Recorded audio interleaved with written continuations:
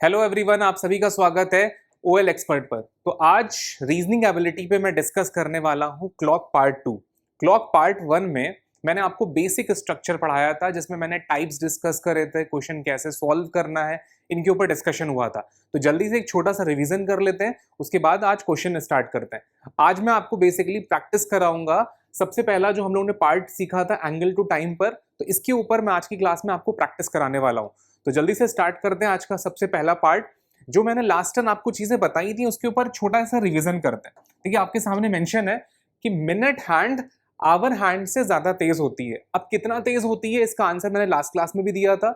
इसमें इसको मैं फिर से एक बार बताना चाह रहा हूं। अगर हम नोटिस करें तो मिनट हैंड 60 मिनट्स अगर चलेगी तो एक पूरा राउंड कंप्लीट होता है, और आवर हैंड उतनी देर में सिर्फ 5 ही स्टेप्स चलेगी। आप सभी को पता है कि अगर आवर हैंड सिर्फ 5 कदम चल रही हो, लेकिन 60 कदम चलने पर मिनट हैंड एक पूरा सर्किल रोटेट कर लेती है। तो नोटिस करिए दोनों का जो डिफरेंस आ रहा है वो मैं बताना चाह रहा हूं। देखो 60 में से अगर मैं 5 माइनस कर दूं तो 55 minute gain equals to 60 minutes में। बहुत ध्यान समझिएगा, 55 मिनट का गेन मैंने गेन करा 60 मिनट्स में, तो 1 minute gain equals to 60 by 55। इसको मैं सॉल्व करूंगा तो वैल्यू क्या निकल कर आएगी, 12 बाय 11 मिनट।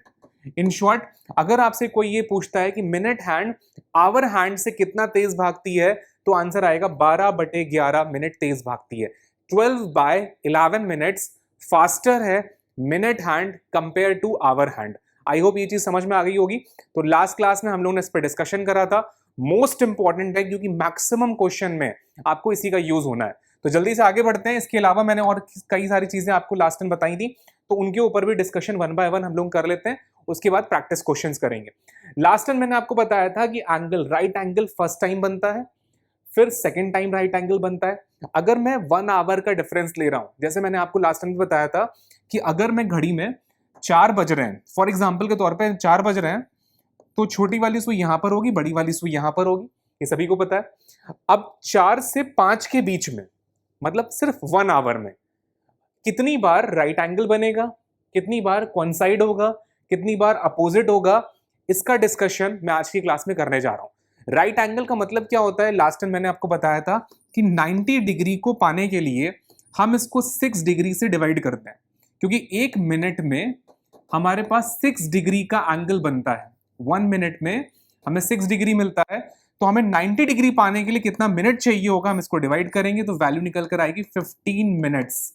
तो हमें 15 मिनट्स की गैपिंग देनी पड़ेगी। अब 15 मिनट्स की गैपिंग हम कैसे देते हैं, नोटिस करिए। अगर ये 4 पर है तो 5 मिनट्स, 5 मिनट्स एंड 5 मिनट्स। जब मिनट वाली सुई आपकी 1 पर आएगी तो दोनों सुइयों के बीच में 90 डिग्री का एंगल बनेगा। तो फर्स्ट राइट एंगल कितने बजे बनेगा, 4:05 पर। ये लास्ट क्लास में हमने डिस्कस कर चुके थे, लेकिन क्वेश्चन मेरा डिफरेंट है।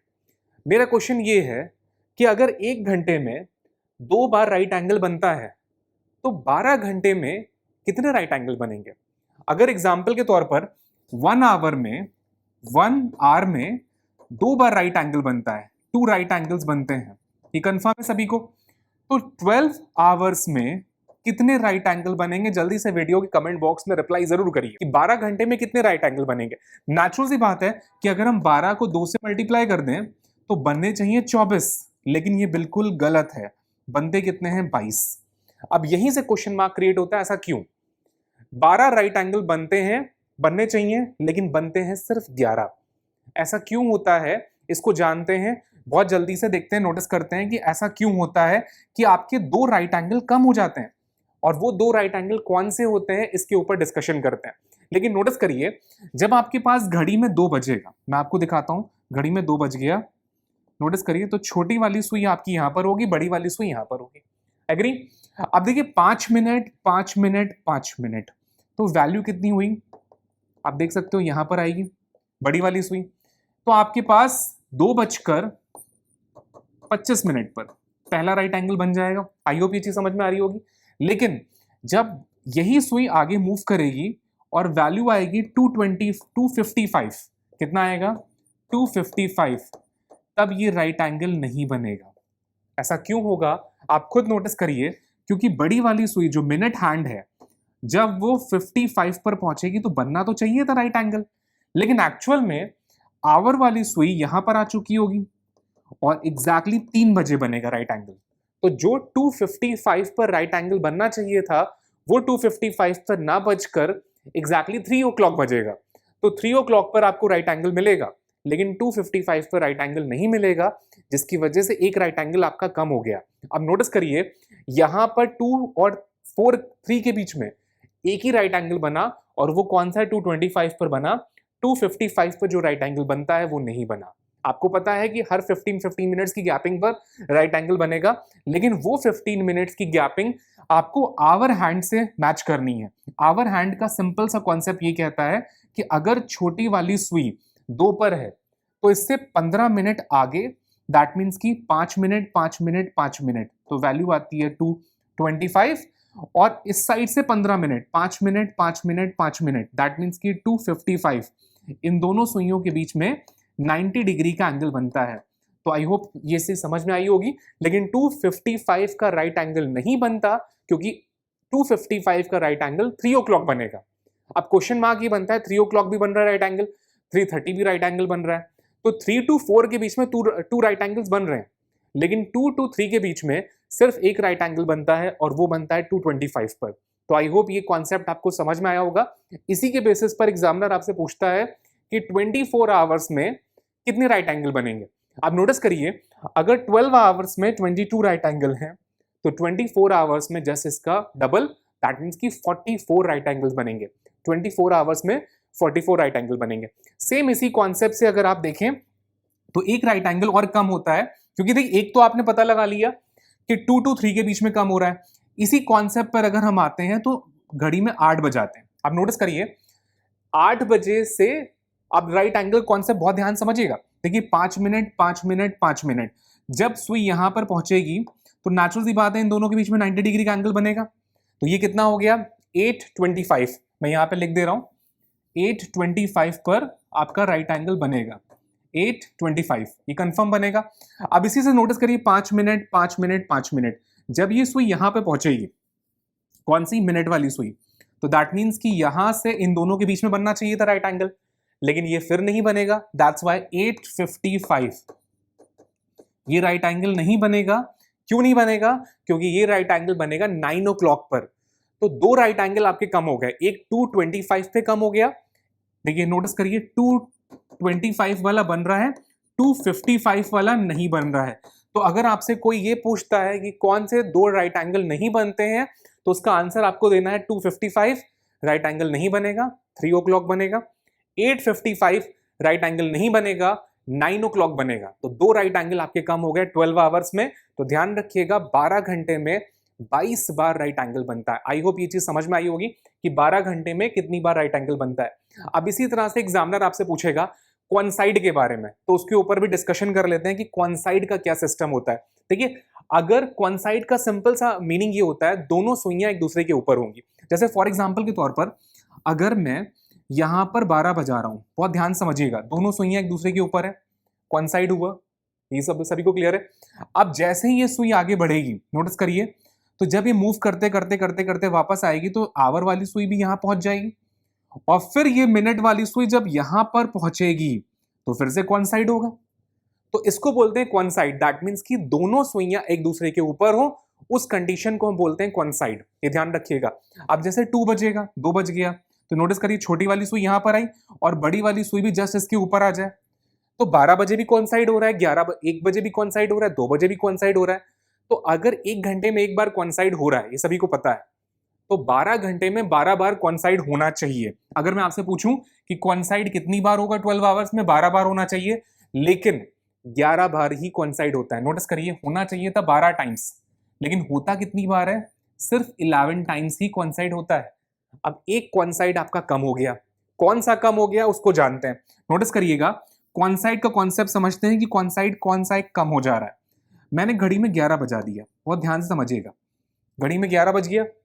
अब जब 11 से मैं 1 बजे तक मूव करूंगा, तो नोटिस करें ना 11 से 12 के बीच में एक क्वानसाइड होना चाहिए और 12 से 1 के बीच में भी एक क्वानसाइड होना चाहिए, तभी 2 कॉन्साइड काउंट होंगे। तो जरा मैं यहां से काउंट करना शुरू करता हूं।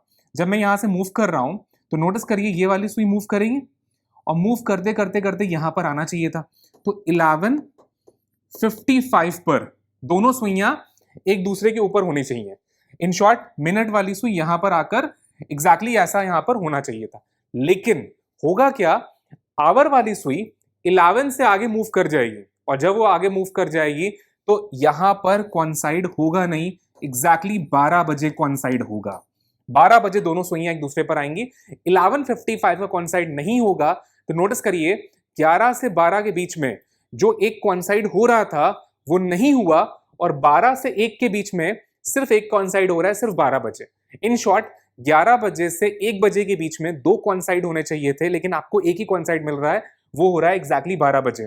तो आपके इन 2 आवर्स में सिर्फ एक कॉन्साइड हो रहा है। इसी वजह से यहां पर होने चाहिए थे 12 कॉन्साइड, लेकिन होते कितने हैं, सिर्फ 11 कॉन्साइड होते हैं। तो आई होप ये चीज समझ में आई होगी आपको कि कौन सा एक कॉन्साइड आपका कम हो गया। तो ये भी आपको नोट कर लेना है कि अगर एग्जामिनर आपसे पूछ रहा है कि 12 आवर्स में कौन सा एक कॉन्साइड नहीं होता है तो आंसर आएगा 11:55। इसी सेम रिलेशन में अगर मैं अपोजिट की बात करूं तो हर आवर में एक बार सुइयां अपोजिट होती हैं। जैसे फॉर एग्जांपल के तौर पर अपोजिट समझ लेते हैं। अब बहुत ध्यान समझिएगा अपोजिट का कॉन्सेप्ट क्या है। जैसे छोटी वाली सुई अगर 3 पर है, बड़ी वाली सुई यहां पर है, दैट मीन्स की घड़ी में 3 बज रहा है। फाइन। अब जब मिनट वाली सुई एग्जैक्टली इसके पीछे होगी तो हम इसको बोलते हैं अपोजिट। यहां से मिनट वाली सुई हटकर एग्जैक्टली घूमते घूमते घूमते यहां पहुंच जाएगी तो उसको हम बोलते हैं अपोजिट। दैट मीन दोनों सुइयां 180 डिग्री के एंगल पर हो, एकदम अपोजिट डायरेक्शन में हो, तो इसको अपोजिट बोला जाता है।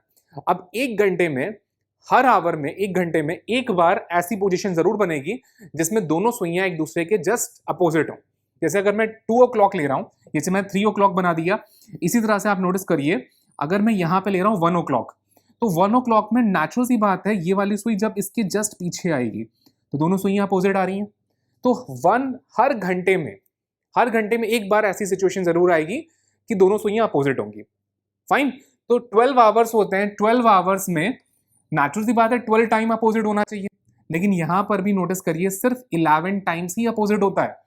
सिर्फ 11 बार अपोजिट होगा, ओनली 11 टाइम्स। अब क्वेश्चन मार्क ये क्रिएट होता है कि वो कौन सा एक टाइम है जिसमें अपोजिट नहीं होता है, ये जानना बहुत जरूरी है। तो चलो इसका आंसर देते हैं, आपको जल्दी से बताते हैं इसका आंसर कि कौन सा ऐसा टाइम है जहां पर अपोजिट नहीं होता है। तो नोटिस करिएगा आपको मैंने घड़ी में 5 बजा दिया, बज गया। अब जब ये सुई मूव करते करते करते यहां पहुंचेगी, नोटिस करिए मैं इसको मिटाल दे रहा हूं, यहां पहुंचेगी तब ये अपोजिट होना चाहिए, होना चाहिए। ये टाइम कितना होता है 5:55। नोटिस करिए जब ये 5:55 होगा तो नेचुरल सी बात है ये सुई थोड़ा सा आगे खिसक जाएगी, फिर ये एग्जैक्टली 6 बज जाएगा और ये 5:55 का अपोजिट नहीं होगा क्योंकि 6 o'clock पर अपोजिट होगा। तो 5 और 6 के बीच में एक अपोजिट होना चाहिए था, लेकिन वो अपोजिट नहीं होता। क्यों नहीं होता? 5:55 का अपोजिट एग्जैक्टली 6 o'clock पर होगा और 6 और 7 के बीच में भी एक अपोजिट होना चाहिए, वो एग्जैक्टली 6 o'clock हो ही रहा है। तो नोटिस करिए 5 to 7 के बीच में 2 टाइम्स आपका अपोजिट होना चाहिए, लेकिन सिर्फ 1 टाइम अपोजिट होता है। तो आई होप ये चीज समझ में आ रही होगी आपको कि 5 to 7 के मिड में 2 टाइम्स अपोजिट होना चाहिए, लेकिन होता सिर्फ एक बार है। दैट्स वाई एक कम हो गया। तो 12 घंटे में 11 बार दोनों सुइयां अपोजिट होती हैं, ये ध्यान रखिएगा। आई होप ये सारी चीजें आपको समझ में आ गई होंगी। तो इसके ऊपर क्वेश्चन आंसर कर लेते हैं। तो जल्दी से स्टार्ट करते हैं अपना क्वेश्चनर पॉइंट। अब नोटिस करिए इन द 1 day और 24 hours both hand, minute and hour hand of the clock coincide कितनी बार हो रही है? 22 बार। आई होप क्लियर हुआ। देखिए 12 घंटे में 11 बार कोइंसाइड हो रहा है, तो ऑब्वियसली बात है 24 घंटे में कितनी बार होगा? 22 टाइम्स होगा। जस्ट डबल कर देंगे। अपोजिट कितनी बार होगा? 22 टाइम्स होगा। आप देख सकते हो इमेज में कि कोइंसाइड का मीनिंग क्या होता है। आप देख सकते हो इमेज में कि अपोजिट का मीनिंग क्या होता है, जस्ट दोनों सुइयां अपोजिट हो। और सेम इसी तरह राइट एंगल कितनी बार होता है? 44 टाइम्स, क्योंकि 1 आवर में 2 टाइम्स राइट एंगल होता है। तो आपके 24 आवर्स में जस्ट 2 गुना 48 बार होना चाहिए था, लेकिन 2-2 बार कम हो जाता है। कौन सा कम हो जाता है मैं आपको बता चुका हूं। 255 पे नहीं होता और 855 पे राइट एंगल नहीं होता। तो अगर कोई आपसे पूछता है कि राइट एंगल कौन से दो नहीं होते हैं, तो आपको आंसर देना होगा 255 और 8:55 पर राइट एंगल नहीं होता। अब 2:55 आपका 2 बार बजेगा, 12 घंटे में 2 बार आपका, एक बार 2:55 और एक बार 8:55 आएगा, और अगले 12 घंटे में फिर से 2:55 आएगा और 8:55 आएगा। इन शॉर्ट एक रात का होगा और एक दिन का होगा। तो आई होप ये सारी चीजें आपको क्लियर हो गई होंगी। नेक्स्ट पॉइंट पर आते हैं, नेक्स्ट पॉइंट देखते हैं। अब नोटिस करना, कॉइंसाइड और अपोजिट को अगर मैं एड ऑन कर दूं तो नोटिस करिए इसको बोलते हैं स्ट्रेट लाइन। कॉइंसाइड और अपोजिट को अगर मैं एड ऑन कर देता हूं तो इसको बोलते हैं स्ट्रेट लाइन। अगर एग्जामिनर आपसे पूछ रहा है कि दोनों सुइयां कितनी बार एक स्ट्रेट लाइन में होंगी, तो उसका आंसर आता है 44 टाइम्स। क्यों? नोटिस करिए स्ट्रेट लाइन का मीनिंग क्या होता है। स्ट्रेट लाइन का मतलब होता है एक सीधी रेखा में। कॉइंसाइड मतलब भी एक सीधी रेखा है, बट दोनों सुइयां एक दूसरे के ऊपर हैं तो सीधी रेखा हुई।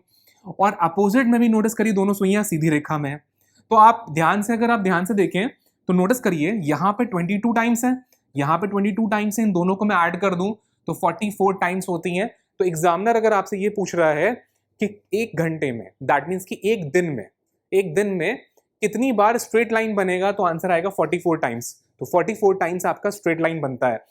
लास्ट टाइम पे मैंने आपको ये भी बताया था कि मिनट वाली सुई आवर वाली सुई को कितनी देर में पार कर जाती है, तो आंसर बताया था 65 5/11 में।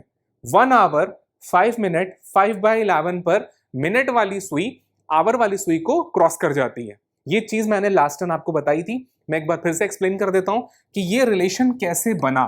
नोटिस करिए, आप नोटिस करिए, अगर ये सुई 12 पर है, मिनट वाली और आवर वाली दोनों सुई 12 पर है, अगर मिनट वाली सुई ये पूरा पार कर कर यहां पहुंचती है तो उसको 60 मिनट लगने चाहिए, और 60 मिनट्स में मिनट वाली सुई को आवर वाली सुई से पार हो जाना चाहिए।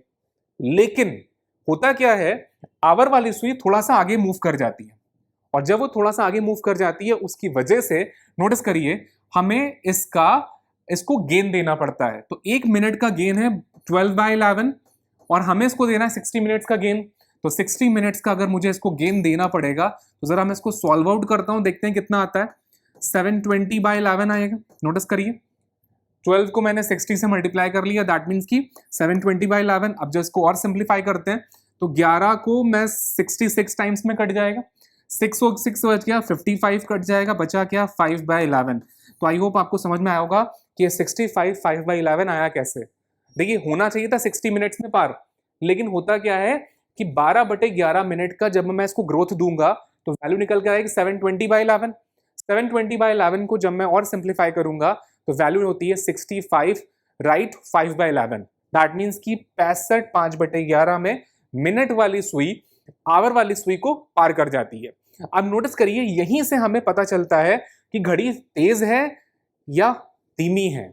अब नोटिस करिए कैसे पता चलेगा घड़ी तेज भाग रही है या धीमी पर चल रही है। तो ये कैसे पता चलता है, नोटिस करिए अगर नॉर्मल घड़ी नॉर्मल है तो मिनट वाली सुई आवर वाली सुई को इतनी देर में पार करेगी, लेकिन अगर घड़ी तेज चल रही है तो नेचुरल सी बात है उससे कम समय लगेगा। जैसे मान लेते हैं आपकी घड़ी फास्ट भाग रही है, तेज चल रही है, तो आप मिनट वाली सुई आवर वाली सुई को इससे कम समय में पार कर जाएगी। और अगर इससे कम समय में पार कर रही है दैट मीन्स की घड़ी फास्ट है। नोटिस करिए अगर मुझे टाइम इससे कम आ रहा है, दैट मीन्स 64 मिनट्स आ रहे हैं, तो घड़ी क्या होगी, फास्ट होगी। और अगर मुझे ज्यादा समय लग रहा है, 66 मिनट्स लग रहे हैं, मिनट वाली सुई आवर वाली सुई को पार करने में 66 मिनट लग रहे हैं, तो दैट मीन्स की घड़ी स्लो है। तो इसी पॉइंट से आप पता लगा सकते हैं स्लो एंड फास्ट का कॉन्सेप्ट। मतलब अगर इससे समय कम आ रहा है दैट मीन्स की वॉच आपकी फास्ट है, और अगर इससे ज्यादा समय लग रहा है तो दैट मीन्स की इस वॉच आपकी स्लो है। तो आई होप यहां तक सारी चीजें क्लियर हो गई होंगी। स्ट्रेट लाइन क्या होती है, कॉइंसाइड क्या होता है, और राइट एंगल कितनी बार बनता है। तो इसके ऊपर नेक्स्ट क्लास में हम क्वेश्चन डिस्कशन करेंगे। तो आज की क्लास में मैं आपको इतना ही रख रहा हूं, इसके आगे वाला जो पार्ट है वो नेक्स्ट क्लास में हम लोग डिस्कस करेंगे। Thank you to all, thank you.